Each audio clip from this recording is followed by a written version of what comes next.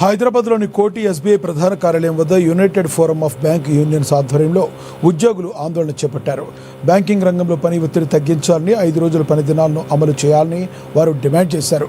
గత 15 ఏళ్లుగా ఈ డిమాండ్ పెండింగ్లో ఉందని, రిజర్వ్ బ్యాంక్ వంటి సంస్థల్లో అమలు చేస్తున్న విధానాన్ని తమకు వర్తింపచేయాలని వారు కోరారు. కుటుంబ సభ్యులతో సమయం గడపలేక విపరీతమైన పని ఒత్తిడితో ఉద్యోగులు అనారోగ్యం పాలవుతున్నారని యూనియన్ నేతలు బిఎస్ రాంబాబు, శాండిల్వా ఆవేదన వ్యక్తం చేశారు. 2 రోజుల సెలవు ఉంటే తిరిగి సోమవారం నూతన ఉత్సాహంతో పనిచేస్తారని వారు పేర్కొన్నారు.